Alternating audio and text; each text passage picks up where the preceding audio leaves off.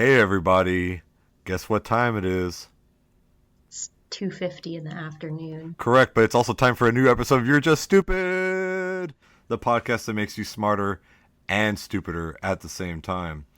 Guys, once again, I am Rene, aka your dad's favorite chew toy, or sex toy because Ray can't get anything right. But don't worry, she's an even bigger disappointment because this here is my co-host Ray, aka every pedophile's disappointment. Hey guys, what's going on today? Real quick, Ray, I was gonna say before we get into this one, like and follow us. We'll give the details at the end. Support Ray's marathon, but I just real quick want to say, guys, I'm pretty thrilled. Are you thrilled, Ray? I'm content. You're content? No, you should be thrilled. We've been getting a lot of good feedback on the podcast. Honestly, there's a lot of there's a lot of good things going on right now with You're Just Stupid, and I just want to ask you guys, the listeners, we've been wanting to figure out what to call y'all. We don't want to just be like the listeners, the fans, the people who listen to us pantsless at 3 a.m. in their mom's basement. We want to give y'all names. And so Ray came up with the name of Stoners, which would mean Ray is forever our leader and, divine figure. Like our country of stone. Like our country of stone that Ray founded. I don't want the podcast to have the connotation that it's like just a pot podcast, because it's not that at all. No, it's not that at all. It's a cute little thing. Yeah, it's a cute little thing. Exactly. I came up with the idea for the Legion of Dumb, like the Legion of Doom, whether the supervillains or the pro wrestlers or both. But you know what? You guys decide. Let us know. Reply back on Twitter. Reply back on Facebook. Even just send us an email at yjspodcast@gmail.com. Be like, dude, just call us. Let us know what you want to be called. And the names that we think are the coolest or cutest or funniest, that's what we'll start calling y'all. What are we going to talk about today, Ray? I think I have an idea because we talked about this while we were in New Mexico hanging out. Today we're talking about Stephen King. If you haven't figured it out from the title. I didn't know it. I didn't know that. Even though I put the episode on the internet, I would have never known what this episode's about. Thanks for spoiling it for me, Ray. God's #spoiler alert. Yes, and if you guys don't know who Stephen King is, he's an author, and he's most notably known for his horror books, and they're fantastic. I've read a few of his books, but Renee actually got me a couple of his books. You got me Firestarter, and you got me Carrie, which I'm into Carrie right now. I haven't finished that one. I've actually never, ironically, even though I got you those books, I've never read them myself. I've only read The Shining and Cujo, actually. And, you have read The Shining. Yeah, I did read The Shining because you'll talk about it later on. I guess that's not something I should. Yeah, we're going to talk about it. Yeah. And also Cujo we're going to bring up a little bit later. Those are just a couple of his books that he did. So I just really got the feeling that I wanted to do Stephen King because I had just read Pet Sematary, then I read Salem's Law, and I've read a few other of his books years before. But I'm just feeling like very Stephen King vibes, and I was like watching his movies and all that stuff. So I was like, it's amazing that so many well-known stories, whether you've actually read the book or seen the movies that they were based on, people know of and are recognizable, came from one man. It's just so cool to me. So just I wanted to kind of know a little bit more about him. He's a hugely prolific author too. I think a lot of people he's one of the most prolific modern American authors, isn't he? Yeah. Everyone kind of knows him in New England because he's from Maine. That's where he lives right now. Really? It's not like every one of his fucking books are basically based in Maine. Yeah, honestly, though, they are. A lot of them are. Except for The Shining's put in Colorado. Yeah. Right? And he actually was living in Colorado at the time he wrote that. But I'm jumping ahead. So I don't really want to get too much into his childhood or whatever because not that I don't care, but Renee's eating a wheat thing. God damn it. I was hoping I could get away with that. Did I not write down when he was born? Stephen King wasn't born. He came into existence one day with a manuscript in his hand. Probably in the 40s. Can I look it up real quick? I don't know why I don't have it. Stephen King was born in 1922, just like Christopher Lee. His mother was also an Italian countess. Stephen King was born September 21st, 1947. He's currently 75 years old. He's still alive. Still writing. Writes 2,000 words a day. It's his goal. He's all about it. He must have wicked arthritis. Parents were Donald and Nellie. And Donald, his father, Shout out to Donald and no, Nelly. we're not going to do that. Oh. Donald went to go get some cigarettes when Stephen was young and never came back. Oh, well then fuck Donald. So his mom raised him, and she kind of was like bebopping him all over the country. Like they went to like Indiana and Real quick, Connecticut. real What? quick. Bebopping, strong work. We need to use that. We need to bring that phrase back. Thank you. So as a kid, Stephen King, I don't like the term sickly child, but he did have a couple of ailments that like really Oh, affected his life. So like he had the measles, interesting. he like always got like ear infections and strep infections, Mm. and he had to get this thing done where they lanced his eardrum. Have you ever heard of that? Ooh, Have ow. you heard of that, That Renee? maybe I don't know. No, not I really. looked Let's it just say up. I no. looked it up because I was like, that seems like a very like stupid treatment because you always have to be careful of your eardrum and like not Yeah. hurting it, and you're like Rupturing it purposely or cutting it open. So the process shoving a is called Q-tip in there. a laryngotomy. Yeah, it's when the incision is made into the eardrum, and it's supposed to be done under general anesthesia, which God knows when Stephen King was little if he was under general anesthesia when he. Probably their version of general anesthesia back then was just whiskey. Like, here, son, here, Bite on the stick here, bite on this stick, and I'm gonna hit you in the back especially of the in head with a Maine hammer too. real quick. This builds character. It's supposed to do it because like lots of ear infections cause a lot of like scarring and pain, so it's like to relieve pressure and fluid from your inner ear. I don't know. Okay. That just seems like it's so painful. Is is that something they still do today? I don't Like, know how often it is, but okay, so like I don't know. I could go down to my ENT and be like, "Hey, sir, I need me a Laryngotomy. Marinjotomy." Yeah. See that You can do thing. that and tell me how it is. We can You make an probably won't give it episode to me because about I it. can't. My ENT can't even be like, dude, until you can fucking But pronounce that, that's I'm a not gonna lot give you for like shit. a kid to go through, like all of this kind of health problems. That does kind of affect you. Would say it would make him very Dark. Well, dark. something else that would make him very dark is he had an incident. Stephen King had an incident when he was 4 years old. Like him and a friend that he would like used to go play like near the railroad tracks. Uh oh. He came home after playing with this Uh kid one oh. time, and I guess his mom said that he like was acting weird and just looked really pale and just like frightened, but wouldn't say anything, and they don't know what happened. Well, no, the kid actually died. Yeah, so that Holy his shit! friend Seriously? that he was playing with had actually died. His mom and like no one really knows how much Steven actually saw. I'm sure he did see some of it, but like he Oh totally shit! doesn't remember it. Isn't that horrible? Oh Could you imagine you? Oh, that's damn. so sad. So I'm starting to see why he's into horror Pretty now. morbid to see when you're 4 years old. We're doing research for the episode was great, by the way, because I watched a lot of interviews with Yeah. Stephen King, like just on talk shows or like accepting Mhm. awards or whatever. And he's a hilarious guy. He Mhm. commands the room. Well, he's tall. He's like Yeah. 6'3", 6'4", Oh wow! I tall, never slender realized he was that guy, tall. glasses, you know. Right. Right. Sometimes he's got a full beard, whatever. We He's wicked funny. That should be like a requirement for all like episodes of like You're Just Stupid from now on. You have to be at least 6'3" for us We'll to talk talk about my about brother you. next week. Okay. Okay, sounds good. My brother's Oh, six your four, brother's really yeah. that tall? And he always wears like Holy those big shit! work boots. Even So taller. he Yeah. looks like a Yeah. ginormous human being. Exactly. We should do an That'd be Andre the good. Giant Yeah. episode. You're right. I was watching, speaking of doing, I mean, I watched a bunch of interviews with him, right? So he was doing an interview video in the 90s. It was early 90s, 93, I think, with Charlie Rose. Charlie Rose was like asking him about like things of his childhood that made him want to go into horror.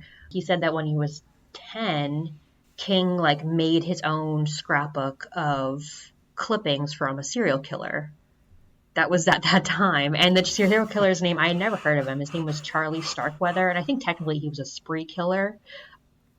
Oh, But I'm not familiar yeah, now. Charles But that, Raymond Starkweather, he murdered 11 people in Nebraska and Wyoming in the 50s. thank God he turned to writing and not Well, I also guess he serial said that he killing. like Thank. there was a picture of him and it showed like there was nothingness in his eyes, and Stephen King told his mom like, I need to know about this man. Like he just was like very, I must meet this man. Well, then again, I guess a lot of people. I mean, look, Dahmer right now, everyone's going nuts over that. So I guess people always have been going nuts over It's serial very killers. And strange. It's people like what they don't understand. yeah, and it's a very deviant version of humanity because especially a lot of serial killers aren't just like complete lunatics. A lot of them are either very intelligent or very charismatic, or like yeah, it's like not just like guy with a hatchet running around like with his tongue hanging out. Go, hey, I kill more people, you know.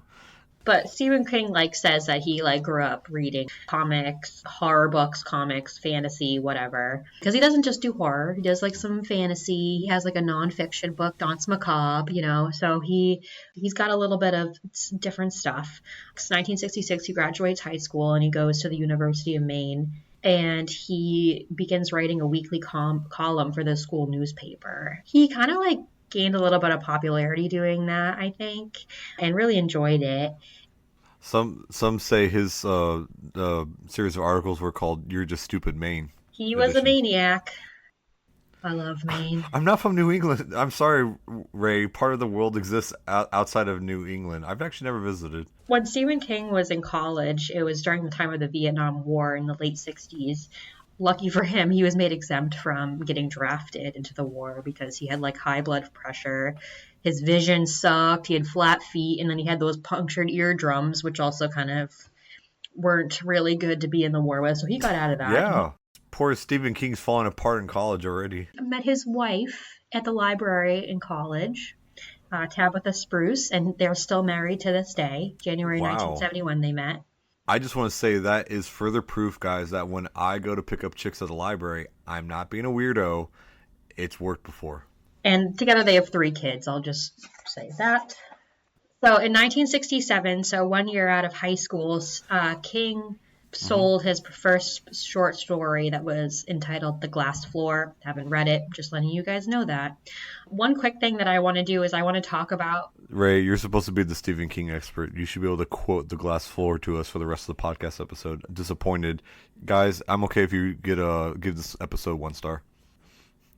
But yeah, hit that like button on social media, guys. But basically, early in his career, like he would sell short stories to like Men's Magazine. Like, have you heard of Cavalier? I hadn't. No, but I do know like back then, like Playboy legitimately back then wasn't just like that, oh, I read it for the articles. It actually was a real deal. They actually had like journalism and people would like actually really like sell short stories. Isaac Asimov wrote a bunch of short stories for Playboy. And so the fact that King would write for Men's Magazine actually doesn't surprise me. Actually, I think that makes a lot of sense. Yeah, this isn't the day of Pornhub where you just go to jack off and just be a belligerent teenager on the internet, guys. Ouch. I got them. And in 1971, he started as a high school English teacher, and that was also in Maine. And then a couple. Does this guy He ever leave does. Maine? He's all over the place. Just hold Okay, your tits. okay, okay. I'm holding Well, them. he actually, fun fact about Stephen King is he's very afraid of flying.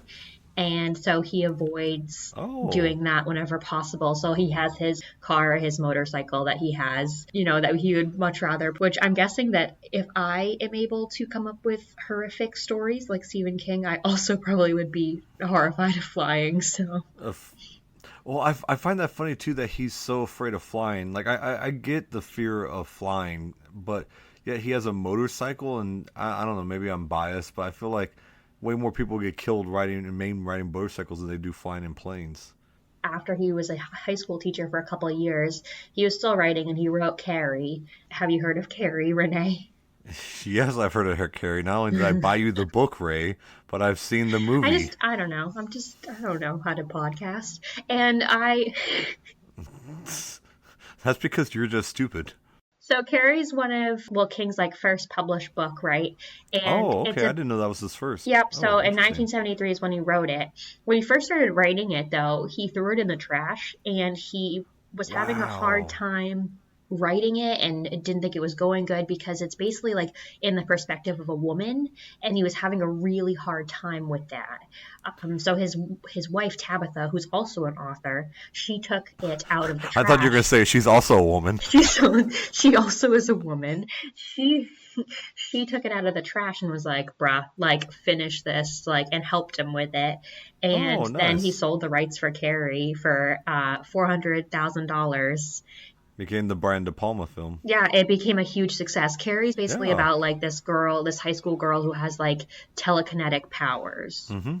basically. Quick. And Yeah, it's good. there's a very famous movie with like Sissy Sissy Spacek. Yeah. Sissy Spacek, and that was in 1976. And there was another one in 2013, but I did not see that. Did you see that? I did see it. It was by the girl who played Kick-Ass was Yeah, I Carrie. don't remember what her name Not is. Kick-Ass, but Hit Girl. I don't remember her name off the top of my head. That's a good movie. Kick-Ass is a good movie. The thing, it wasn't bad, but like the problem is, it really didn't do a whole lot different than the original. And it's also one of those things too, where like she's obviously a good-looking woman, and Carrie's supposed to be this plain woman. So it's like, it'd be like, oh, okay, let's go bully that good-looking woman for that good-looking girl and Seemed less stuff like realistic that. Yeah, then, right? exactly. Okay. Yeah, exactly. It's like okay, we're gonna cast you as Carrie Ray, and we're gonna make fun of you. It's like, oh, look, let's all make fun of the pretty blonde woman. Oh, it doesn't really work too well. Now, if I got cast as Carrie, that'd be a different thing. Ray has lost her shit, guys. It's amazing. Like straight up, like she I is like just laughing picturing so you hard. like in a wig, like While like everyone's like burning alive around me while I'm covered in blood. so after he like has all this after Stephen King has all this success from Carrie, he was like, fuck it, I don't want to be a teacher, and Yeah, just became a good writer for full him. time, which good on him. I think he's doing all right. I think he's doing His okay. next book was Salem's Lot, which also is an incredibly successful book of his. It's about vampires. It's really good. I've read Yeah. that one. And also there's a movie about it. He wrote that in Sebago Lake, which I just wanted to highlight because I've been there, and Sebago Lake is great. Yep. And then Okay. King and his family moved to Colorado for a little bit. I didn't see why exactly they moved there. And that was in 1974. And he was only there for less than a year with his family, but that's where he wrote The Shining. Oh, really? Hmm. Okay, nice. And that's actually a Nice. really good segue because I really want to talk about The Shining. Oh, I was just gonna say that's kind of one of more Stephen King's famous, not only one of his most famous movies, but like I think there's a lot of potential interesting stuff there. So go ahead, Ray. Sorry. Yeah, The Shining is really good because I've never read the book. Renee said that he said that he's read the book and I seen read the the book. movie. I read the book a long time ago, but I've seen the movie. Movie I've only seen a couple times because it really messes with me. I think it's a great like psychological thriller. Like personally, like It definitely is. It's a little bit slow. It's basically about a guy who his name is Jack Torrance, played by Jack Nicholson in the hmm movie interpretation of it.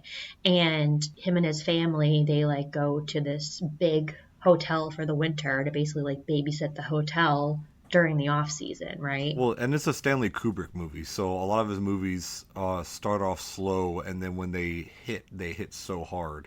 So I love a lot of his movies. Clockwork Clockwork Orange, Full Orange, Metal Jacket, Full Metal Doctor Jacket, Strangelove. classic after classic, like great movies. But him and King did not get along very well. Yes.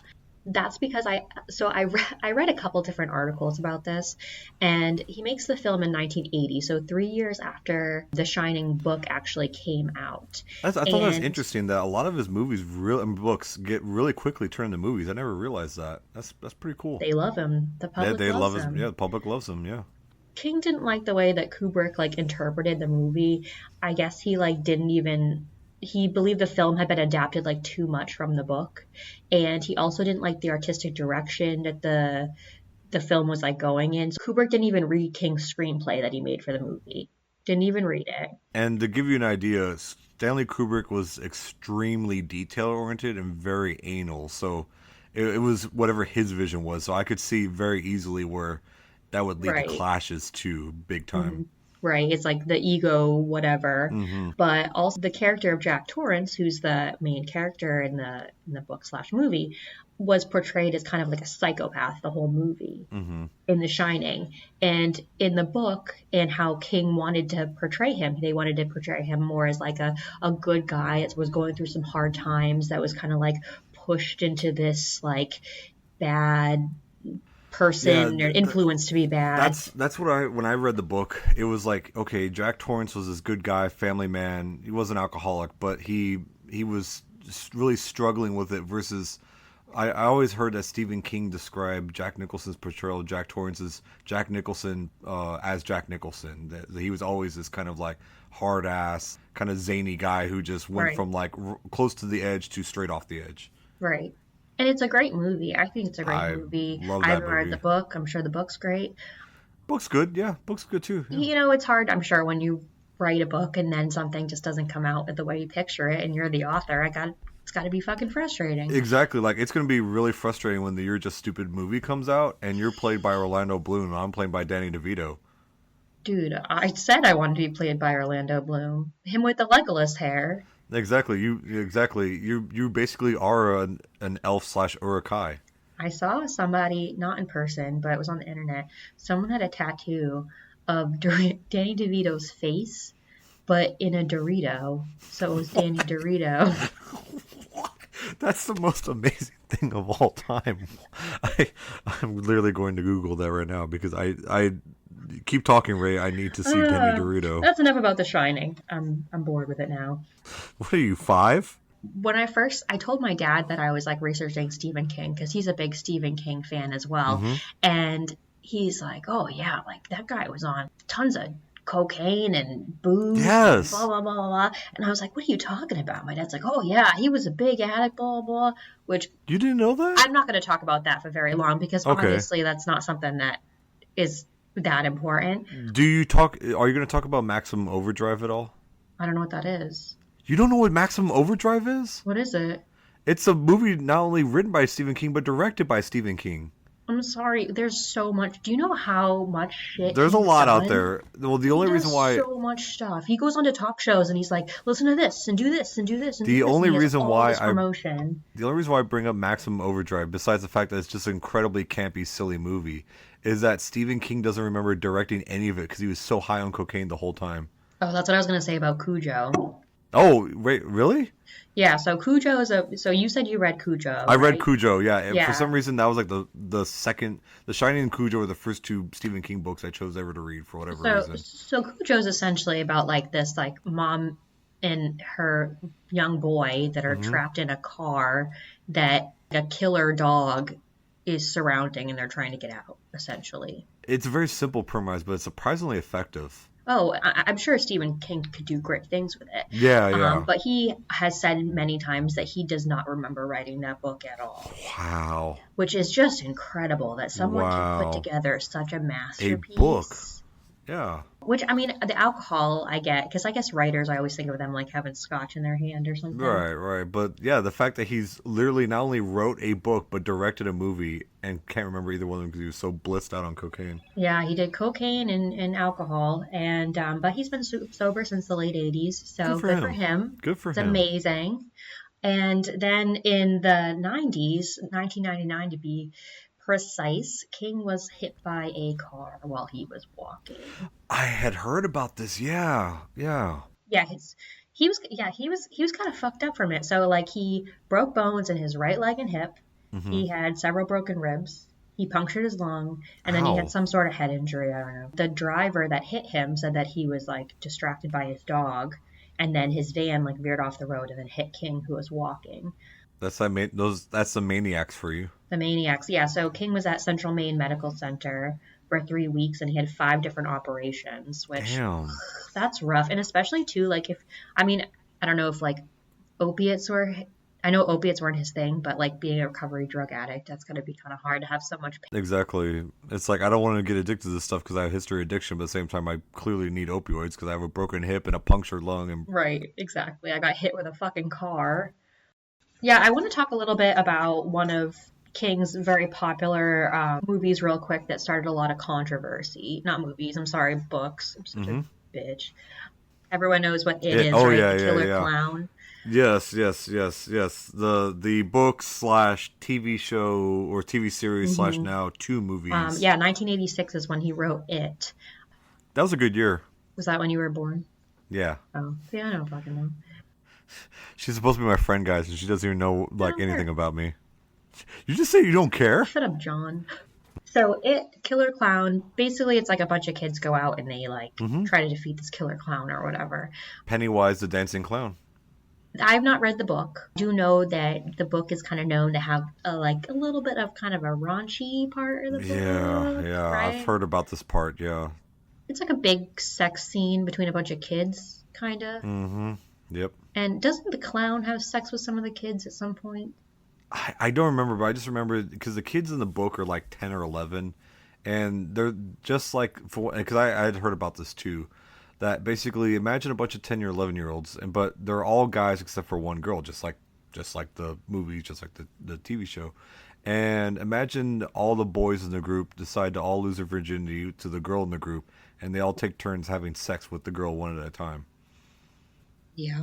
So that's in Yeah. the book, and people didn't like that, but I don't really care because you can write what you want because this is America. And that part didn't make it to the movie for a reason. Very Okay. understandable reason.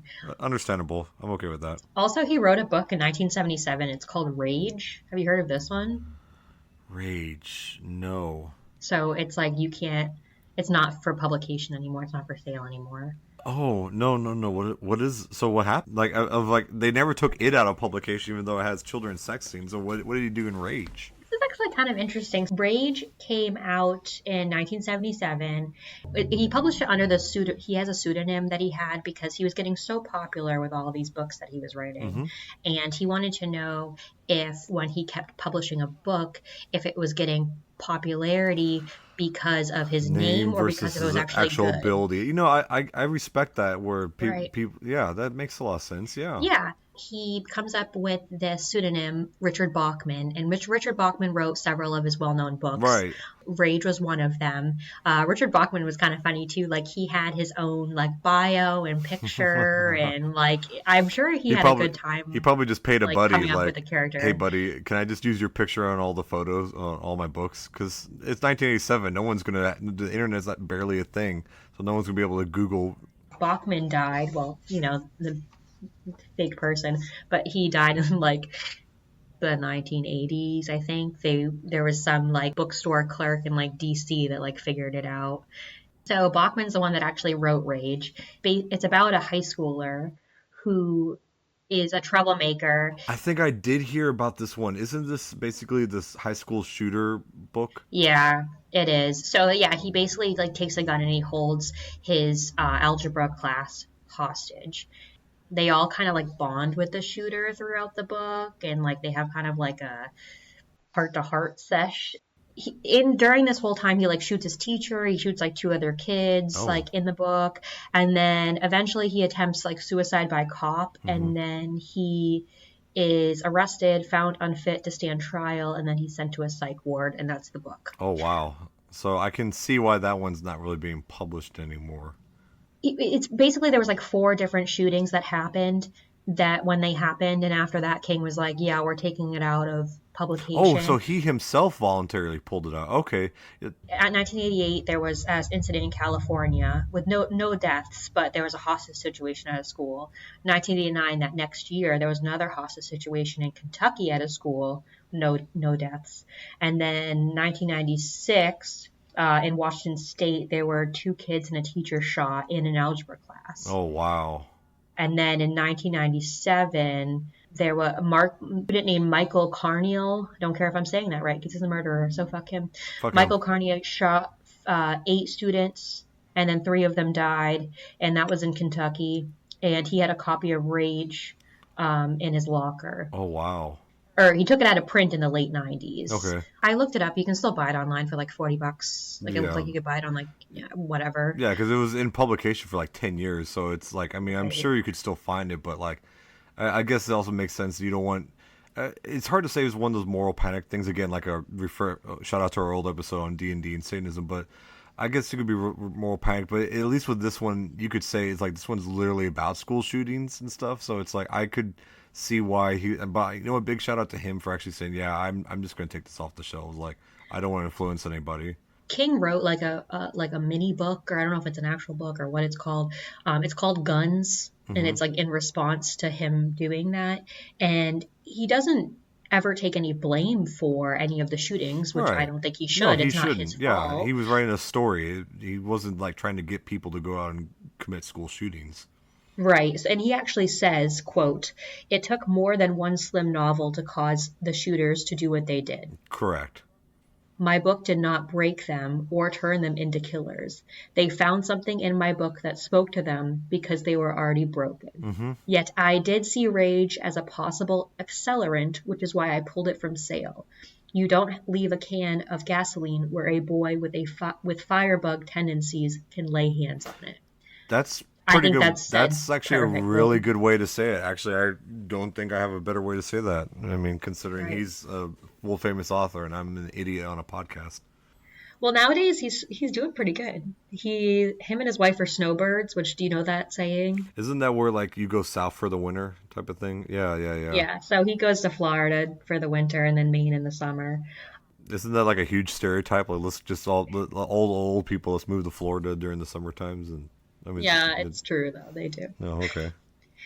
He's got a $500 million net worth, and Damn, he sold over 350 million books worldwide. damn, Yeah. that's impressive. Okay, I mean, Hmm. obviously, I knew he'd had money. He has money, obviously, duh.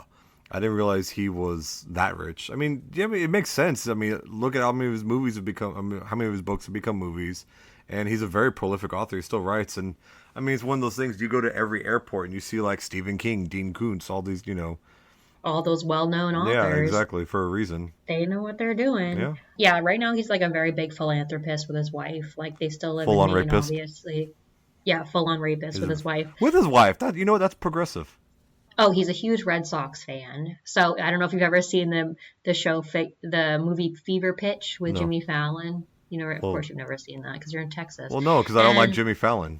in the movie Fever Pitch, Stephen King is the one that's in Fenway Park throwing the opening pitch in the movie for the opening I season. bet that actually was really cool for him, like being a Red I'm Sox sure it fan. And was. Fenway is really cool. I've been there. It is really cool. King's also a musician too. He had a band for like 20 years. Wait, is he a musician like Steven Seagal and Hulk Hogan are musicians, or he's an actual real musician? I've never heard any of their stuff, and I know they're not There's musicians, a so reason why you should ignore all their music. I didn't look it up. I forgot to, and now I wish I had. Just I wanted to put in because he had a couple famous people that were in his band. Amy Tan being one of them. Do you know who she is? She's a writer, also, isn't she? She's a She's a writer. writer. Yeah, she Yeah, does a yeah, lot of yeah. like Asian books. I can't think of any at the top of her head, but I've read a few of them. Yeah, They're I very think I've good. read some of her stuff too. Yeah. And Matt Groening Oh, really? was in his band. Okay, all Isn't right. that Okay, great? his band sounds way. Creator All of The right. All Simpsons. right. His band sounds a lot cooler already. All right. I apologize for making fun of his band. Stephen I've heard King. Matt Groening's like the nicest guy in real life. Also, a thing about Halloween, Stephen King said that when like trick or treating for Halloween, he used to get like thousands of people that would come to his house. Of So now course. he just like hates Halloween and can't stand it. Oh, you know what? That's He not. used to like he used to try and like decorate and that kind of I stuff, could and it was see, just but you too know what? I much. could see. You know what? That's an indictment on America. Like we find one thing that we like and we fucking shove it in the ground. That's pretty much true. Like because I could imagine he probably has fun with it. He's like, I'm Stephen King. I'm the horror guy. Of course I'm gonna love Halloween. And of course we ruined Halloween for the fucking horror guy Stephen King. God, you know what, America? This is where we need to take ownership. Say, my bad, Stephen King. My bad.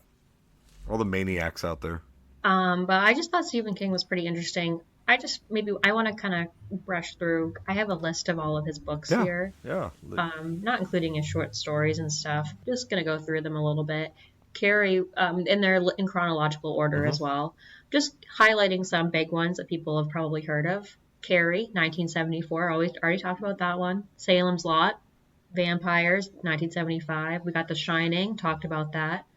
Rage, which we talked about, which you can't buy. The Dead Zone, that Mm-hmm. one was in 1979. That one was a really popular one as well. Mm-hmm. The Mist, which also Mm-hmm. was a movie, Mm-hmm. and It actually it was. was. I heard it was a good movie Yeah, too. there's two versions of the Mist. There was the original and the remake. The original Mist is good. The remake I never saw, but I heard it was awful. But I guess you Oh, could say that okay. Maybe about a that's lot the one of. I started to watch then, and I was like, this sucks. Yeah, there's like a 2003 or 2005 one. I don't remember what it was. That's the one I Yeah, must have watched yeah. then. But King states that that was one of his favorite movie interpretation Hmm. was the original In- of The Mist interesting. that done. Firestarter Firestarter. in the Also a 1980. movie. Danse Macabre. Mm-hmm. in 1981. Also, this one surprised me. I didn't know this was a Stephen King one until I started researching him. Was Shawshank Redemption. Yeah, you didn't know that was Stephen King? I didn't know. I had no Yeah, it's idea. Shawshank Redemption is 100% Stephen King. Yeah.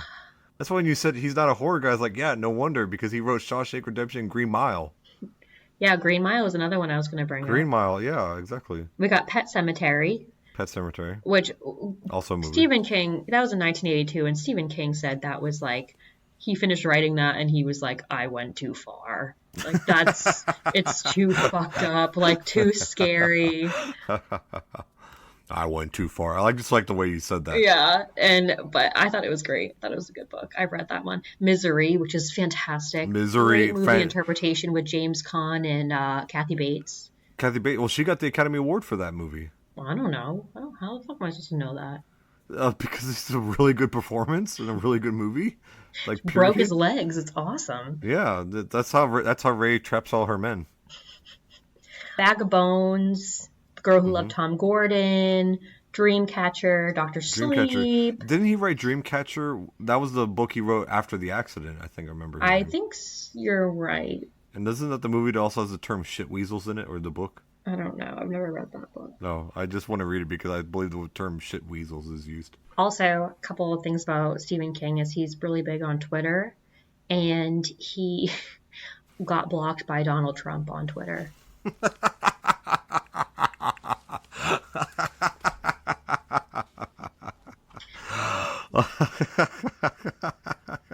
That is all. I have a feeling that Stephen King probably wears that with a badge of pride, knowing just a little I know about how he thinks and believes.